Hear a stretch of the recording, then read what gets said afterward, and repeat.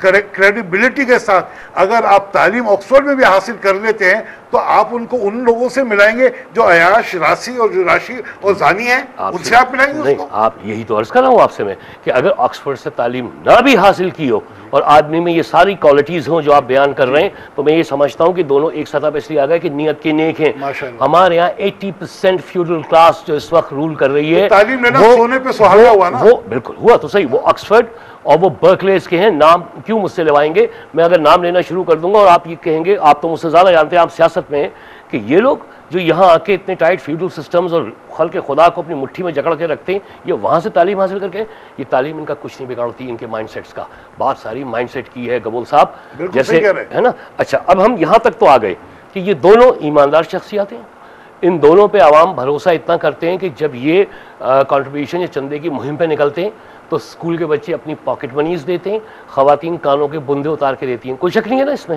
ایدی صاحب کا مشن، عمران خان صاحب کا مشن، ایدی صاحب کو تو بوندے بوندے میں نے نکالتے میں نے عمران خان میں نے دیکھا ہے، جلسے میں تو میں نے دیکھا ہے عبدالستار ایدی صاحب کو کہ لوگوں نے یہ تک کیا ہے۔ اچھا یہاں تک تو آ گئے۔ اس کا مطلب یہ ہوا کہ الیکشن کی سائنس، سیاسی پارٹی یا سیاست کی ڈیفینیشن کی سائنس اس ملک میں عوام کے نزدیک کچھ اور ہے۔ جی بالکل ہے، بالکل ہے۔ ہاں بالکل۔ تو اس کا مطلب ہے کہ ایمانداری معیار نہیں ہوئی کہ عوام کے نزدیک وہ عوام جانے، آپ عوام ہیں، آپ جانے۔ دیکھیے ہم جنگ لڑ رہے ہیں اسٹیٹس کو کی، آپ نے بہت بول لیے، اب ذرا سا مجھے اگر بولنے دیتے تو ایک بات وہیں ختم ہو جائے۔ سوال تھا نا، اسٹیٹس کو کی بات ہے، ہم جنگ لڑ رہے ہیں اسٹیٹس کو کی۔ جو نظام ہے وہ نظام یہ ہے کہ آپ، ہمارا rural, Pakistan is a rural country, urban ہماری پاپولیشن بہت کم ہے، 90% ہم رورل ایریاز ہیں ہماری۔ وہ جب یہ چاہتے ہیں کہ جناب ان کے جو مسئلے مسائل ہیں وہ ان کا جاگیردار، ان کا جو لیڈر ہے وہ کرے۔ ان کے مسئلے مسائل کیا ہیں؟ تھانے میں جب کوئی بند ہو گیا اس کو چھڑا لیا، کسی کو نوکری ملے یا نہ ملے وہ جانتے کہ سائی ہے، اس کا ایک مت ہے کہ خدا کے بعد یہی ہے ہمارا رکھوالا۔ تو یہ سٹیٹس نظام چینج کریں۔ ذوالفقار علی بھٹو سکسیڈڈ، لیکن وہ ٹورپیڈو ہو گئے، ان کا مشن کمپلیٹ نہیں ہو سکا۔ وہ بھٹو صاحب تھے جو ایک اسکول ٹیچر کو کھڑا کر کے وڈیرے کو گرا دیا، انہوں نے ایوب کھوڑوں کو شکست دی، اور ہمارے ادھر لیاری کے اندر سے میں انکل ستار گول کانٹیسٹڈ الیکشن جہاں ہارون جاتے تھے ان کو وہاں سے ایک عبرتناک شکست ہوئی ہے ہارون فیملی کو وہاں۔ یہ ساری چیزیں بھٹو نے کئی لوگوں کو کیا، چانڈیوز کے ساتھ ہوا، کچنوں کے ساتھ ہوا ہے۔ اب وہ انفارچونیٹلی جب بھٹو چلا گئے تو کوئی لیڈرشپ میں آئی ویکیوم، تو وہ جو اوریجنل سسٹم تھا سرداری وڈیرا جس کا انفلوئنس تھا وہ پریویل کرنے لگا دوبارہ، اور that is where the corruption is, that is where the corruption لائز۔ 90% آپ کا ملک جو ہے وہ رورل ہے، اربن نہیں ہے۔ مجھ جیسے آدمی کو بلا کے بٹھا کے ادھر تقریر کروا لیں، لوگوں تک میسج پہنچ جائے، کسی کے دماغ میں بات چلی جائے، میں سوچوں گا میرا مشن کمپلیٹ ہو گیا۔ لیکن لاجک تو وہاں کوئی نہیں سن رہا۔ میں اتنی جا کے بات گاؤں میں کروں گی، آدھی بات سمجھ میں آئے گی، آدھی سے زیادہ ان کی سمجھ میں نہیں آئے گی۔ ان کا وڈیرا اپنے اجرک گھما کے جو کہہ دے گا وہ وہیں کھڑے ہو جائیں گے رائفل پستول لے کے۔ تو آپ کو یہ نظام بدلنا ہے، آپ کو لوگوں کو امپاور کرنا ہے۔ اب صورت حال ہے کہ لوگ امپاور کیسے ہوں گے؟ وہ ایسے ہوں گے کہ آپ جو فرد واحد کی جو امپورٹنس ہے، جو اہمیت ہے فرد واحد کی، اس کو کم کر دیں، اور اداروں کو آپ مضبوط کر دیں۔ جب فرد واحد کی امپورٹنس کم ہو جائے گی تو ادارے کی وہ ادارہ جو ہے وہ امپورٹنٹ ہو جائے گا، پھر لوگ فرد واحد کی طرف نہیں دیکھیں گے، ادارے کی طرف دیکھیں گے۔ آپ بھی انگلینڈ میں رہے ہیں، آپ کو کیا جانا پڑتا ہے کسی کے پاس رشوت دینے کے لیے کہ جناب میرے گھر میں یہ ہو گیا ہے، چوری ہو گئی ہے یا یہ ہو گیا، آپ رپورٹ لکھاتے نہ پولیس والا آ کے آپ سے پیسے مانگتا ہے، جی پیسے دے تو میں تشویش کرنے جاؤں، میرے پیسے خرچ ہوں گے، اٹ از دیٹ ڈیوٹی، وہ کرتے ہیں۔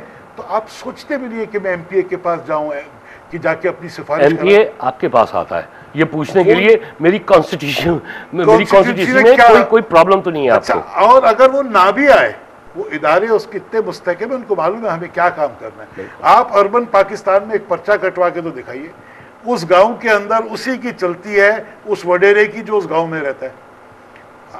ایک ابھی حال ہی میں ایک جگہ چوری ہو گئی تو جناب وہ پولیس جانے سے قاصر کہ صاحب وہاں ہم جا ہی نہیں سکتے، ہم یہ تارا بورا کی بات نہیں کر رہے، ہم یہ وزیرستان کی بات نہیں کر رہے، ہم یہ نواب شاہ شہر سے 100 میل کی بات کر رہے ہیں کہ جناب نہیں جا سکتے، آپ وہاں کے جو لوکل ہیں ان سے آپ بات کیجئے۔ تو جس ملک کے نظام کا یہ حال ہو کہ پولیس کہتی ہے اس لوکل کے پاس جا، تو آپ اس ووٹر کو کہتے ہو کہ تم اس کو ووٹ کیوں دیتے ہو؟ یعنی طاقت کا نام یہاں سیاست ہے، طاقت کا absolute power corrupts, absolute power corrupts, اور ان کے پاس ایبسولوٹ پاور ہے ود ان کے power corrupts and absolute power corrupts absolutely, absolutely. تو وہ کرپشن جو ہے وہ اس وجہ سے کیونکہ ادارے نہیں ہیں، ادارے نہیں ہیں۔ ایک بریک کا وقت ہو رہا ہے، بریک پہ جاتے ہیں، بریک سے واپس آتے ہیں، اور اب یہ الیکٹورل سائنس جو آپ نے ابھی شروع کی ہے نا، اس کے سولوشنز کی طرف جائیں گے ہم۔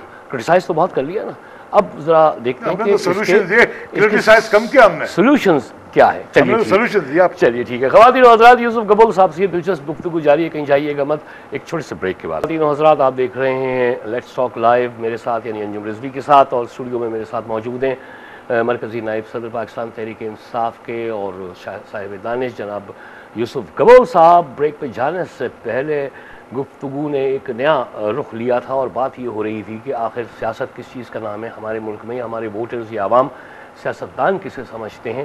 ایمانداری کے ہم نے دو جو ابھی پیمانے تھے ان پہ بات بھی کی تھی، عمران خان پہ اور عبدالستار ایدھی پہ، کہ جب وہ عوامی مفادات کے یا فلانتھراپسٹ یا پبلک کے کوئی کام کرتے ہیں تو لوگ ان پر بےحد ٹرسٹ کرتے ہیں، لیکن کیا وجہ ہے کہ وہ الیکشن ہار جاتے ہیں۔ بریک کے دوران میں یوسف گبول صاحب سے گفتگو کر رہا تھا، اور ایک بہت ہی دلچسپ اور میں کیا کہوں کہ بہت عجیب و غریب چیز انہوں نے اپنے پرس میں سے نکال کے مجھے دی۔ یہ ایک وزٹنگ کارڈ ہے، اور اس پر لکھا ہوا ہے خان بہادر سردار اللہ بخش سردار A K Gabol, Khan Bahadur Sardar A K Gabol, chairman K M C Karachi municipal corporation, اور یہ غالباً 50s کا کارڈ ہے۔ انہوں نے مجھے یہ کارڈ دے کے یہ کہا کہ یہ ایک 100 سال سے زیادہ عمر کا آدمی پچھلے دنوں میرے گھر آیا اور مجھ سے یہ کہا کہ یہ تمہارے دادا کا کارڈ ہے، پیچھے دستخط ہے اس پہ، اور تمہارے دادا نے کہا تھا کہ کوئی کام ہو تو مجھ سے یا میرے خاندان سے کہنا، وہ کبھی منع نہیں کرے گا۔ بات کرتے ہیں یوسف گبول صاحب سے اس مسئلے پہ۔ خیر یہ تو ایک بڑا جذباتی تو ایک ٹرن آ گیا، ظاہر ہے آپ کے دادا کا یہ کارڈ، لیکن حیرت کی بات یہ ہے کہ 100 سال کا وہ بزرگ جو آپ کے پاس آیا پوتے کے پاس یہ کارڈ لے کے، اور یہ کارڈ اس کو کب دیا گیا ہوگا؟ 50s میں، جب وہاں میئر تھے وہ کراچی، جب وہ کراچی کے میئر چیئرمین کرایا جاتا تھا جی، کہ he was the mayor of Karachi. اس 100 سال کے بوڑھے کو اب تک اتنا یقین تھا کہ میں پوتے کے پاس بھی جاؤں گا اس کے دادا کا یہ وزٹنگ کارڈ اور پیچھے دستخط لے کے، اور جو کام کہوں گا وہ پوتے کر دیں گے۔ یہ کیا مائنڈ سیٹ ہے؟ یہ میرے پاس آئے تو میں سو رہا تھا، تو انہوں نے ان کے گھر کے اسٹاف کے ساتھ ذرا زور دیا، بلاؤ، تو انہوں نے منع کر دیا، آپ بعد میں آ جائیں، نہیں کر سکتے۔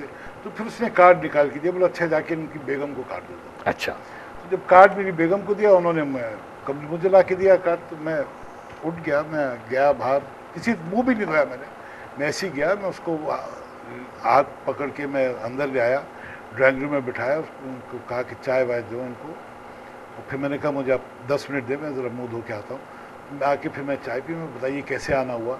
تو ان کا ایک کام تھا، ذرا آکورڈ کام تھا، مجھے پرسنلی ان کے ساتھ جانا پڑا، بڑے ہیپیلی میں گیا۔ ان کا کام شکر ہے خدا کا، وہ کام ان کا ہو گیا، کروا دیا ان کا کام۔